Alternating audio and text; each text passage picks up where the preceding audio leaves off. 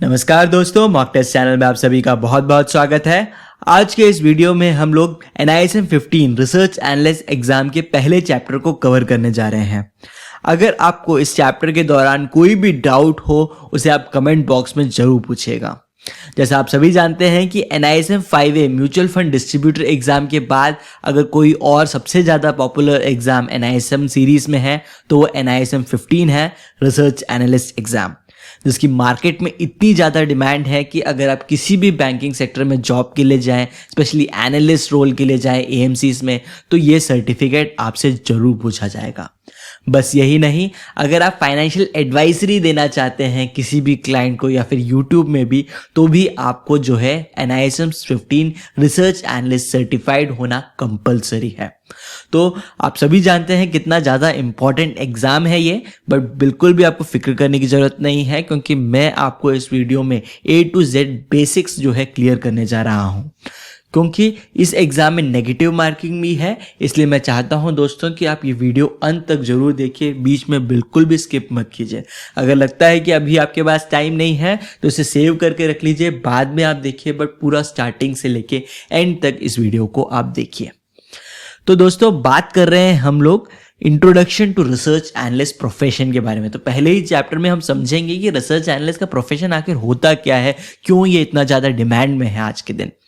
अगर आप कभी भी कहीं फ़ोन लेने जाते हैं तो आप सबसे पहले क्या डिसाइड कर जाते हैं? ऐसा तो नहीं है कि आप किसी भी दुकान में कोई भी फ़ोन उठा के लेके आते हैं, नहीं। आपके मन में कुछ सर्टेन क्राइटेरियाज रहते हैं कि आपको किस तरह का फ़ोन चाहिए, कि आप जानना चाहते हैं कि कौन से ब्रांड का फ़ोन आप लेना चाहते हैं, उसकी बैटरी लाइफ कितनी होनी चाहिए, कैमरा में मेगापिक्सल कितना होना चाहिए। तो ये सारी चीज़ें आप जो कर रहे होते हैं वो बेसिकली क्या है? रिसर्च ही तो है। तो एक तरफ से रिसर्च एनालिस्ट का काम कोई बड़ा काम नहीं है, ये तो आप हमेशा करते आ रहे हैं।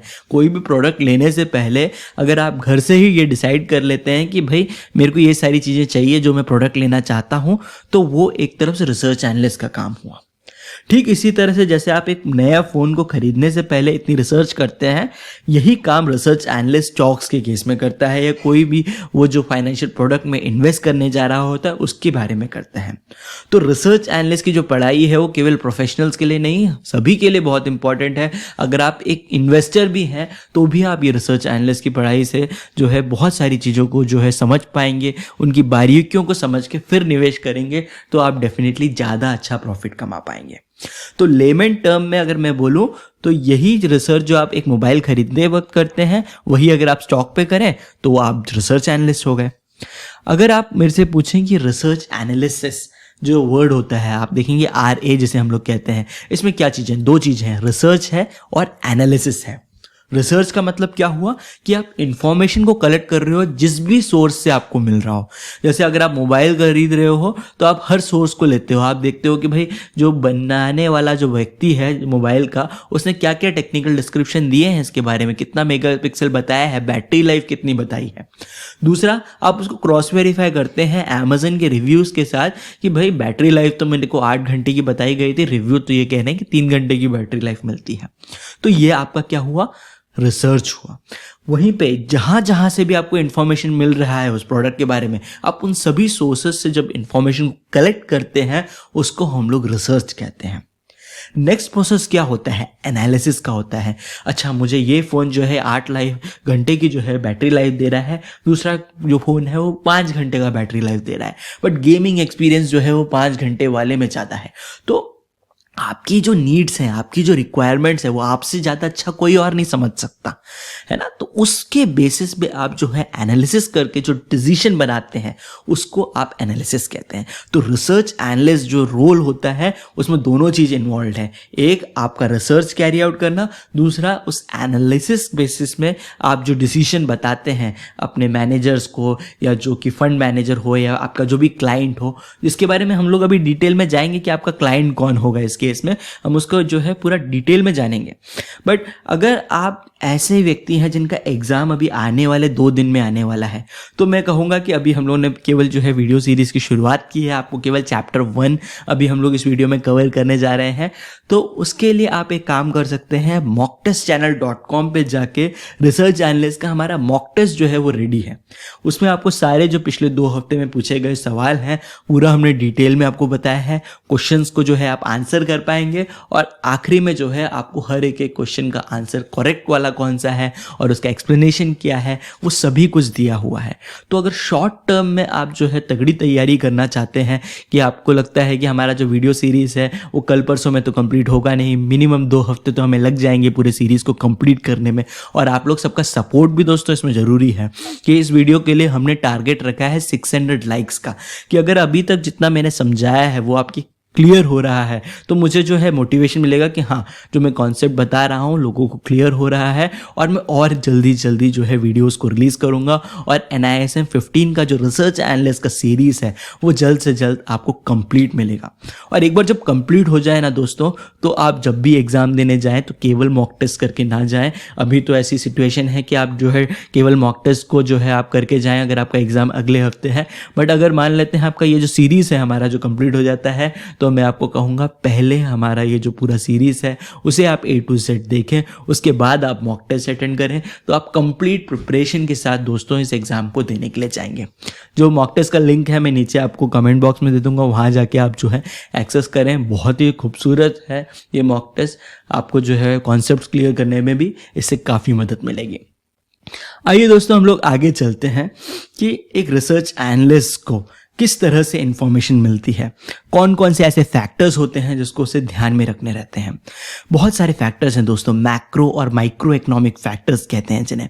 मैक्रो इकोनॉमिक फैक्टर्स ऐसे फैक्टर्स होते हैं जो कि पूरे जो कहते हैं ना वर्ल्ड को जो है इम्पैक्ट करते हैं। जैसे कि आपका कोविड-19 हो गया, वो एक मैक्रो इकोनॉमिक फैक्टर था। कोविड-19 के कारण बहुत सारी इंडस्ट्रीज़ हैं जिनमें बूम भी आया, किसी इंडस्ट्रीज़ में जो है इससे बहुत ज़्यादा घाटा भी आया, तो एक वो मैक्रो इकोनॉमिक फैक्टर हुआ। वहीं पर माइक्रो इकोनॉमिक फैक्टर क्या होता है, छोटे स्तर पे मान लेते हैं आपकी कंपनी में जो है वर्कर्स ने एक स्ट्राइक कर लिया, वो एक पर्टिकुलर कंपनी पर जो है ये लागू होता है, इसलिए वो माइक्रो इकोनॉमिक फैक्टर्स होता है। तो दोस्तों आपको समझ में आया कि मैक्रो और माइक्रो इकोनॉमिक में क्या फ़र्क होता है। इसके अलावा दोस्तों रिसर्च एनालिस्ट को इंडस्ट्री स्पेसिफिक इंफॉर्मेशन होनी चाहिए कि अगर वो लेदर इंडस्ट्री में काम करता है तो लेदर इंडस्ट्री में आजकल क्या चल रहा है इसके बारे में इंफॉर्मेशन होनी चाहिए। कंपनी स्पेसिफिक इंफॉर्मेशन होनी चाहिए कि अगर वो कह रहा है कि स्टॉक को आपको बाय करना चाहिए तो उसको पता होना चाहिए कि भाई उस कंपनी के जो वर्कर्स हैं वो क्या फील कर रहे हैं, क्या लगता है उन्हें कि ये कंपनी आगे बढ़ेगी कि नहीं बढ़ेगी। तो ये सारी चीज़ों को जो है उसको एक एनालिसिस के तौर पे लेना चाहिए, तभी वो अपना डिसीजन जो है सही तरीके से बता पाएगा। But at the same time जब भी आप इस तरह के प्रोसेस में इन्वॉल्व हैं जहाँ पे आप एनालिसिस कर रहे हैं तो काफ़ी सारे कोड ऑफ कंडक्ट्स होते हैं, है ना, कि ऐसा नहीं कि आप जो है अपने वर्क एथिक्स को भूल के बस जो भी इनसाइडर इन्फॉर्मेशन को आप लीक करने लगे। नहीं, बिल्कुल नहीं। केवल वही इन्फॉर्मेशन को आपको लोगों को बताना है जो कि पब्लिक डोमेन में अवेलेबल है, जैसे कि उसका ऑपरेशन की क्या अभी एफिशिएंसी चल रही है, इनके आगे के बिजनेस प्लान क्या है। क्वालिटेटिव और क्वांटिटेटिव फैक्टर्स, ये 2 ऐसी चीज़ें हैं जिसका आपको समझ होना बहुत इंपॉर्टेंट है एज अ रिसर्च एनालिस्ट। क्या होते हैं क्वालिटेटिव फैक्टर्स? क्वालिटेटिव फैक्टर्स होते हैं दोस्तों कि कंपनी का मैनेजमेंट किस तरह का है, इनकी एफिशिएंसी कैसी चल रही है, इनके बिजनेस प्लान कितने तगड़े हैं, इनका वर्क एथिक कैसा है, लोग जो एम्प्लॉय उनके साथ काम कर रहे हैं वो कैसा फील कर रहे हैं। ये सब क्या हो गया, क्वालिटेटिव फैक्टर हो गया। इसमें कहीं पे भी नंबर्स इन्वॉल्व नहीं है बल्कि क्वालिटी इन्वॉल्व है कि कितना सीनियर स्टाफ है, किस तरह से इनके पार्टनरशिप्स हैं। ये सब चीज़ें क्या हो गई, उनकी क्वालिटेटिव फैक्टर्स हो गए। वहीं पे क्वांटिटेटिव फैक्टर्स क्या होते हैं, नंबर से एसोसिएटेड होते हैं, जैसे कि उस कंपनी का रेवेन्यू कितना है, कॉस्ट कितना है, प्रॉफिटेबिलिटी किस तरह की है, क्या कौन से रिस्क इसमें इन्वॉल्व दिख रहे हैं नंबर्स को देख के, फाइनेंशियल्स को देख के, वो सारे क्वांटिटेटिव एनालिसिस के अंडर आ गया। तो जब आप एक रिसर्च पैनलिस्ट बनते हैं तो आपको ना केवल क्वालिटेटिव एनालिसिस बल्कि क्वांटिटेटिव एनालिसिस की भी पूरी समझ होनी चाहिए, जो कि हम आने वाले चैप्टर्स में आपके साथ डिस्कस करेंगे। आइए दोस्तों, अब हम लोग समझते हैं रिसर्च एनालिस्ट कौन कौन से टाइप के होते हैं। एक तो होता है sell side analyst. Sell side analyst जो होता है रिसर्च रिपोर्ट्स पब्लिश करता है आम जनता के लिए। आपने कई बार देखा होगा कि जब भी आप किसी ब्रोकरेज कंपनी के साथ जुड़ते हैं, जैसे मोतीलाल ओसवाल के साथ अगर आपने काम किया हो या शेर खान के साथ काम किया हो, तो आपके डीमैट अकाउंट के साथ ही साथ जो है वो आपको रिकमेंडेशन भी देते हैं कि कौन सा शेयर को जो है आप बाय करें, किसको होल्ड करना है, किसको सेल करना है। तो ये सारे जो रिपोर्ट जो तैयार करते हैं वो सेल साइड एनालिस्ट जो हैं वो करते हैं। तो ये नॉर्मली आपको जो है किसी ना किसी ब्रोकरेज कंपनी के साथ जुड़े हुए मिलेंगे और वो जो है आपको रिकमेंडेशंस जो है प्रोवाइड करेंगे। ज़्यादातर देखा गया है ये रिकमेंडेशन के लिए जो है वो अलग से कोई एडिशनल अमाउंट चार्ज नहीं करते हैं।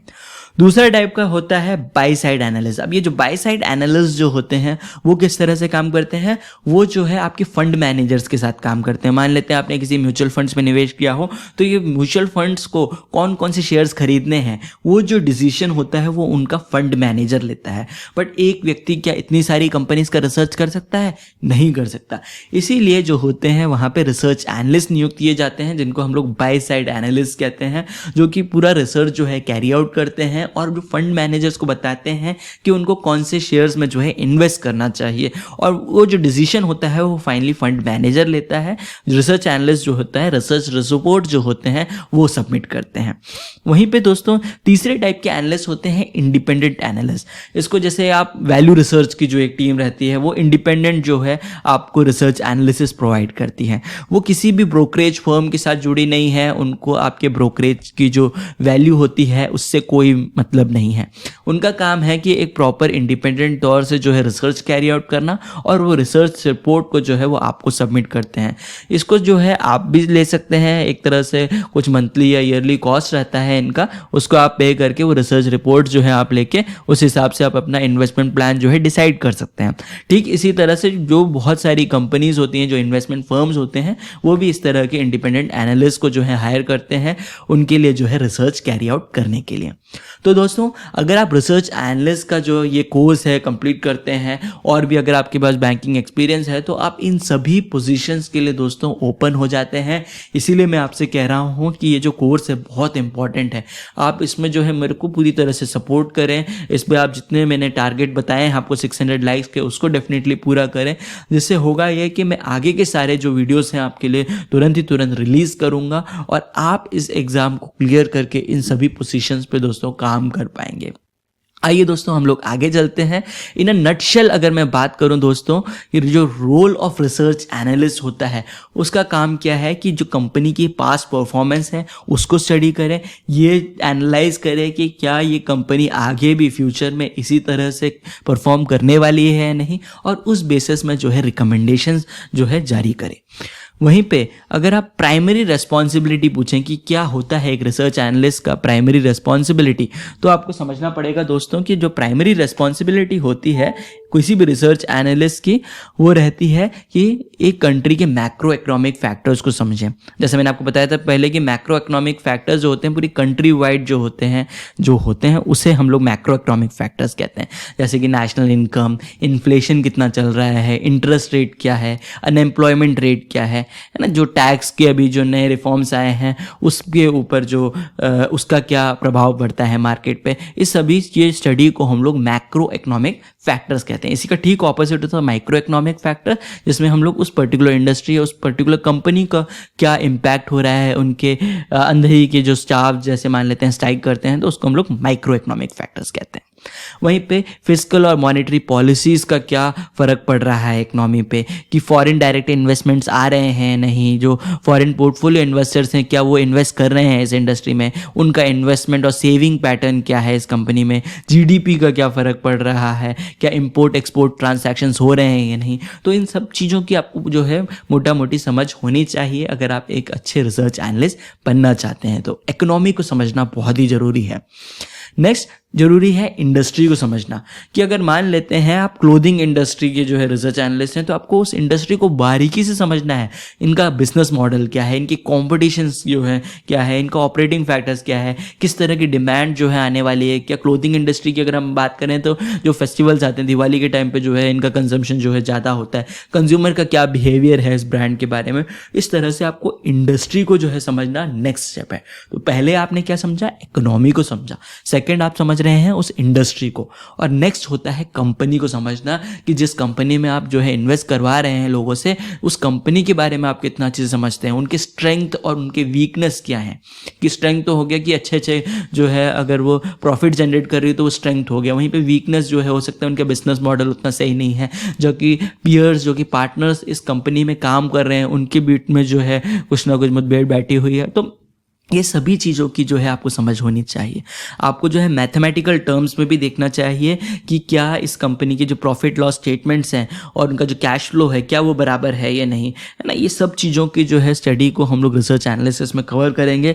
आपको लग रहा होगा कि बहुत बड़े बड़े वर्ड्स यूज़ कर रहा हूँ, कुछ आगे के जो सेशंस आप अभी अटेंड करेंगे तो आपको खुद लगेगा ये तो बहुत ही सिंपल चीज़ें हैं, ये सब तो मैं भी कर सकता हूँ, है ना। बिल्कुल आप जो है मोटिवेटेड रहें। ऐसा कोई भी वर्ड अगर आपको लग रहा है कि जो समझ नहीं आ रहा है तो नीचे कमेंट बॉक्स में बताइए, और वहीं पर अगर आपको लग रहा है कि एक्सप्लेनेशंस जो मैं दे रहा हूँ वो बहुत ही क्लियर हैं, स्पष्ट हैं, तो वो भी आप मेंशन कीजिए, उससे काफ़ी ज़्यादा मोटिवेशन मिलता है। दोस्तों आगे चलते हैं हम लोग बेसिक प्रिंसिपल्स को, कि अगर आप मान लेते हैं किसी भी रिसर्च को कैरी आउट करते हैं तो आप क्या कर रहे होते हैं। बेसिकली उस कंपनी के ही किसी मैनेजर के साथ जो है एक मीटिंग फिक्स करते हैं और उस कंपनी के बारे में थोड़ी एक एनालिसिस करने की कोशिश करते हैं।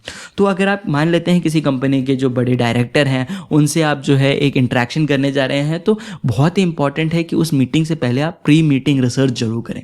कि एक कंपनी के मैनेजमेंट से मिलने से पहले ही आप जान लें कि अच्छा इस कंपनी के प्रोडक्ट कौन कौन से हैं, कौन सी इंडस्ट्री में काम करती है, कौन कौन इनके कॉम्पिटिटर्स हैं। इस कंपनी की जो फाइनेंशियल रिपोर्ट होती है वो हो सकता है पब्लिक हो, तो आप जो है उनके पिछले साल के जो एनुअल रिपोर्ट्स को अच्छे से देख के समझ सकते हैं, और आप ये भी देख सकते हैं इस कंपनी के आगे के गोल्स क्या क्या हैं। तो ये सारी प्री रिसर्च आपको कर लेनी होती है। आप वहाँ जाके इस तरह के सवाल नहीं पूछें जो कि ऑलरेडी पब्लिक डोमेन में अवेलेबल है। तो वो भी पूछेगा कि जो व्यक्ति इंटरव्यू लेने आया है ये तो मुझे जानता ही नहीं है, ऐसा नहीं होना चाहिए। नेक्स्ट दोस्तों, इंडिपेंडेंस और न्यूट्रलिटी ऑफ व्यू। कि कई बार हम लोग जो है रिसर्च करते हैं, बहुत सारी इन्फॉर्मेशन हमें मिलती है, तो बहुत ही जो है कॉमन है कि हम कई बार बायस्ड हो जाते हैं, कि हमें लगता है कि यार ये कंपनी जो है इसके जो व्यक्ति हैं हमारे बहुत ही अच्छे दोस्त बन चुके हैं, इस वजह से मैं इनको जो है रिकमेंड करता हूँ। बिल्कुल ऐसा नहीं होना है। आपका ऐसे रिसर्च एनालिस्ट जो रोल होता है वो इंडिपेंडेंट और न्यूट्रल होना है, कि आपको न्यूट्रल होते हुए केवल फैक्चुअल इन्फॉर्मेशन के बारे में जो है बताना है। आपका जो पर्सनल इंक्लिनेशन अगर किसी व्यक्ति की तरफ है, किसी कंपनी की तरफ है, उससे जो है आपको इंस्पायर होकर गलत रिकमेंडेशंस नहीं देनी है। और बहुत ही इंपॉर्टेंट है, कई बार मैनेजमेंट अगर आपके बहुत अच्छे फ्रेंड बन जाते हैं तो बहुत सारी इन्फॉर्मेशन वो आपके साथ शेयर करते हैं, बट कंफर्म कर लीजिए कि वो जो इन्फॉर्मेशन है क्या आप पब्लिश कर सकते हैं या नहीं। कई बार हो सकता है उन्होंने कोई पब्लिक डोमेन में जो इन्फॉर्मेशन है ही नहीं वो भी आपके साथ शेयर कर दी, तो वो इन्फॉर्मेशन आपको पता होनी चाहिए कि जब भी आप मैनेजमेंट से ऐसी कुछ बात कर रहे हैं और वो कोई इन्फॉर्मेशन दे तो क्लियर कर लें कि क्या ये इन्फॉर्मेशन पब्लिक डोमेन में ऑलरेडी है या नहीं, कि आप पब्लिश करें, है ना। नेक्स्ट दोस्तों, नेटवर्क को समझना इंपॉर्टेंट है। कोई भी कंपनी के पास आप जाते हैं तो हो सकता है वो कंपनी आपके जो है अच्छा ही अच्छा बनाए, नहीं। आपको क्या करना है, आपके रिसर्च एक्टिविटी के दौरान उन सभी लोगों से मिलना है जो कि उस कंपनी के साथ जुड़े हुए हैं। ऐसे व्यक्तियों से जुड़ना है जो कि ऑपरेशंस में जो है इन्वॉल्व हैं। कॉम्पिटिटर से मिलिए, उनके स्टेक होल्डर से मिलिए, वो क्या कहना चाहते हैं। कई बार जो होते हैं टॉप मैनेजमेंट जो होती है वो करेक्ट इन्फॉर्मेशन नहीं प्रोवाइड कर पाती, बल्कि जो उनके साथ वर्क कर रहे सप्लायर्स होते हैं, डिस्ट्रीब्यूटर्स होते हैं, उनको अच्छी खबर रहती है उस कंपनी में क्या हो रहा है। तो उस नेटवर्क्स को जो है उनको एक्सप्लोर करना आप नहीं भूलें। दूसरा, क्लैरिटी रहनी चाहिए। आप जो भी सवाल पूछ रहे हैं वो एकदम क्लियर क्वेश्चंस होने चाहिए, कि आप जब भी किसी को कोई भी सवाल करते हैं उससे जो सामने वाला व्यक्ति होता है वो जज कर लेता है कि आपकी नॉलेज कितनी तगड़ी है। इसलिए जब भी आप किसी से भी कोई सवाल करें तो आप खुद पहले जो है एनालाइज कर लें कि आपने कंपनी के बारे में क्या सही समझा है, क्या आपका सवाल उतना रिलेवेंट है जिससे कि आप और इन्फॉर्मेशन जो है जान सकें, और उसके बाद जो है उस सवाल को सामने रखिए और उससे जो है स्पेसिफिक सेट ऑफ क्वेश्चंस जो है आप पहले ही माइंड में कैरी करके चलिए और वही सवाल जो है उनके सामने रखिए, है ना। तो क्लैरिटी ऑफ क्वेश्चंस का होना बहुत ही इंपॉर्टेंट है ताकि जो है आप सही इन्फॉर्मेशन तक पहुँच सकें। नेक्स्ट दोस्तों, कुछ ऐसी गाइडलाइंस हैं जो कि काफ़ी कॉमन सेंस हैं, बट फिर भी मैं आपको बताना चाहूँगा, क्योंकि आपको बता दें कि रिसर्च एनालिस्ट का जो रोल होता है वो न्यूट्रल होना होता है, उसका कम्युनिकेशन जो है बहुत स्ट्रांग होना चाहिए। कि अगर मान लेते हैं कि अगर आप किसी भी मैनेजर से मिल रहे हैं या फिर मान लेते हैं आपने एक बार रिसर्च रिपोर्ट तैयार कर ली है, तो आपको रियलिस्टिक रिपोर्ट तैयार करनी है। आपको कोई भी व्यू अपना नहीं बताना है कि आप बहुत ऑप्टिमिस्टिक हैं या पेसिमिस्टिक हैं इस कंपनी के बारे में, नहीं। सभी चीज़ें जो हैं सिंपल और क्लियर होनी चाहिए। इसमें कोई भी जो है आप अपना जो कहते हैं ना कि थॉट प्रोसेस, उसको इन्वॉल्व ना करें। ये जरूर देख लें कि कोई कॉन्फ्लिक्ट ऑफ इन्फॉर्मेशन ना हो, कि ऐसी कोई इन्फॉर्मेशन जो कि पब्लिक डोमेन में नहीं हो वो भी आप डिस्क्लोज कर रहे हो, जो मैंने आपको पहले ही बोला। दूसरा दोस्तों, कोई भी एजम्पशंस आप मत रखिए। आप हो सकता है कहीं जा रहे हो तो आपने खुद से मन में बना लिया कि हाँ ये कंपनी तो ऐसा ही कर रहा होगा, और उसको अगर आपने रिसर्च रिपोर्ट में शामिल कर लिया तो बहुत ही गलत हो गया। एजम्पशंस नहीं, आपको फैक्ट्स पे काम करना है। और एब्रीविएशन और जैर्गन्स को जितना कम हो सके उतना यूज़ कीजिए, क्योंकि आप जानते हैं कि जो आपका ऑडियंस है हो सकता है वो सारे के सारे जो टफ वर्ड्स होते हैं वो समझ ना पाए। तो सिंपल इंग्लिश में जो है आप रिपोर्ट्स तैयार करें जिसमें कि लोगों को जो है समझने में कोई तकलीफ ना आए।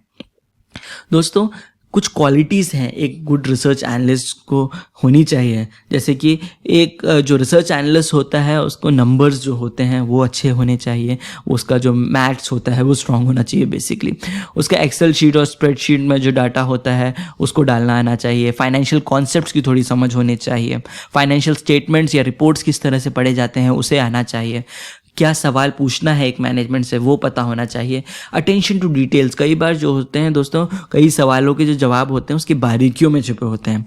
इस वजह से आपको ध्यान देना है कि जो सामने वाला कह रहा है उसके बीच में कोई ऐसा वर्ड यूज़ कर रहा है उसको आप जो है और क्वेश्चन करें और ज़्यादा इन्फॉर्मेशन जो है आप लेकर आए।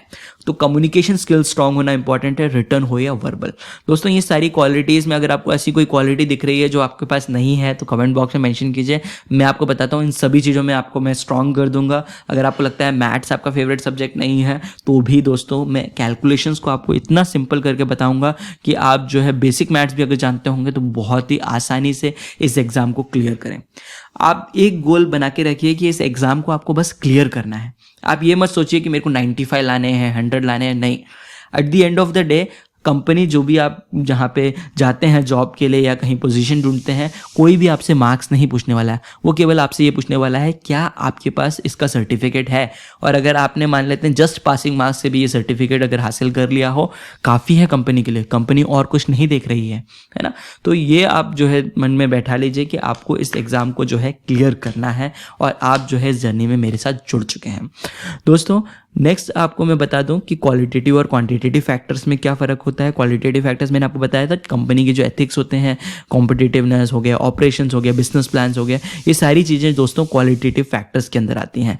वहीं पे जो कॉस्ट हो गया, प्रॉफिटेबिलिटी हो गई, ये सारी चीज़ें जो होती हैं वो क्वान्टिटेटिव फैक्टर्स के अंदर आती हैं। तो रिसर्च एनालिस्ट के रिलेटेड कुछ सवाल है मैं आपसे पूछूंगा और आपको बताना है इसका करेक्ट आंसर क्या है। क्या आप रेडी हैं? ओके। तो पहला सवाल है, what is the role of research analyst.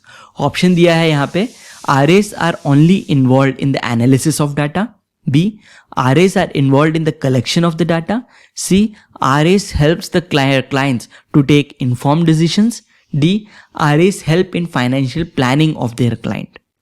तो दोस्तों इसका जो करेक्ट आंसर क्या है, इसका करेक्ट आंसर है RAs help their clients to take informed decision. Okay, informed decision लेने में क्लाइंट्स की मदद करता है, केवल एनालिसिस या कलेक्शन ऑफ इन्फॉर्मेशन नहीं करता है और ना ही वो फाइनेंशियल प्लानिंग करता है। फाइनेंशियल प्लानिंग कौन करता है? इन्वेस्टमेंट एडवाइजर फाइनेंशियल प्लानिंग करके देता है। RAs का काम क्या है? RAs का काम है एक प्रॉपर रिसर्च रिपोर्ट तैयार करना जिससे कि क्लाइंट जो है एक इन्फॉर्म्ड डिसीजन ले सके। नेक्स्ट सवाल पे चलते हैं। Analysis and decision making, the two imperative parameters involved in are affected by which of the following factors? जो एनालिसिस और डिसीजन मेकिंग प्रोसेस होती है उसमें कौन से ऐसे फैक्टर्स हैं जो कि अफेक्ट करते हैं? ऑप्शंस है management ethics, B, revenue and cost, C, efficiency of operation, D, all of the above. तो दोस्तों इसका जो करेक्ट आंसर है ऑल ऑफ द अबाव। ये सारे के सारे पैरामीटर्स दोस्तों इंपॉर्टेंट होते हैं जब आप एक रिसर्च एनालिस्ट और डिसीजन मेकिंग प्रोसेस में रहते हैं। तो नेक्स्ट सवाल पे चलते हैं। Sell side analyst generally work for money managers like mutual fund, hedge fund, portfolio managers who purchase and sell securities for their own investment account or on behalf of their client. State whether true or false. दोस्तों क्या लगता है आपको, ये क्या sell side analyst की job description दी हुई है? जी नहीं, इसका करेक्ट आंसर है फॉल्स। आप देखेंगे ये तो बाय साइड एनालिस्ट के बारे में बताया है। बाय साइड एनालिस्ट होते हैं जो कि म्यूचुअल फंड हाउस के फंड मैनेजर्स के साथ काम करते हैं, बल्कि जो सेल साइड एनालिस्ट होते हैं वो आपके ब्रोकरेज कंपनीज के साथ काम करते हैं और वहाँ पे जो है वो अपने रिसर्च एनालिस्ट के हिसाब से आपको बाय सेल और होल्ड की रिकमेंडेशंस देते हैं। नेक्स्ट सवाल पे चलते हैं। Which of this qualities are desired in a good research analyst? Options क्या है? Knack for numbers and interpretation, B. Clarity in financial concepts, C. Ability to read and understand financial statements, D. All of the above. तो दोस्तों इसका जो correct answer है, मुझे लगता है आप सभी ने गेस कर लिया होगा, बिल्कुल करेक्ट। इसका जो करेक्ट आंसर है वो है ऑल ऑफ द अबाव। तो दोस्तों इस पूरे चैप्टर का जो है यहाँ पे एंड होता है। मुझे लगता है कि आपको जो है अभी तक जितना मैंने बताया है वो एक बेसिक है, जो कि रिसर्च एनालिस्ट जॉब क्या होती है, उसमें किस किस तरह के रिसर्च एनालिस्ट होते हैं और वो क्या करते हैं और कौन सी ऐसी क्वालिटीज़ हैं जो कि एक अच्छे रिजल्ट एनालिस्ट को जो है तैयार करती हैं। और मुझे पूरी उम्मीद है कि इस प्रिपरेशन के बाद आप सभी जो हैं एक बहुत ही अच्छे रिसर्च एनालिस्ट बनेंगे। तो इसी जर्नी को जो है आगे बढ़ाते हुए हम लोग जो है नेक्स्ट वीडियो के साथ आएंगे। तो जैसा मैंने आपको बताया था, इस वीडियो के लिए हम लोगों ने 600 लाइक्स के जो है टारगेट रखा है। मुझे जो है इस टारगेट को मीट करने में जो है मदद कीजिए और भारी नंबर्स में जो है दोस्तों आप इस चैनल को सब्सक्राइब जरूर कीजिएगा, क्योंकि बहुत ही कम ऐसे चैनल्स होते हैं जो कि नॉन स्पॉन्सर्ड होते हैं। हम किसी से कोई स्पॉन्सरशिप नहीं लेते हैं, हम जो है दिन रात आपको जो है एक अच्छे पोजीशन में पहुंचाने के लिए काम करते हैं दोस्तों। तो दोस्तों हमें भी बहुत ज़्यादा सपोर्ट की ज़रूरत है। आप सभी जो है भारी मात्रा में इस चैनल को सपोर्ट जरूर कीजिएगा, सब्सक्राइब और लाइक करके। Thank you so much. मिलता हूँ आपसे अगले वीडियो में।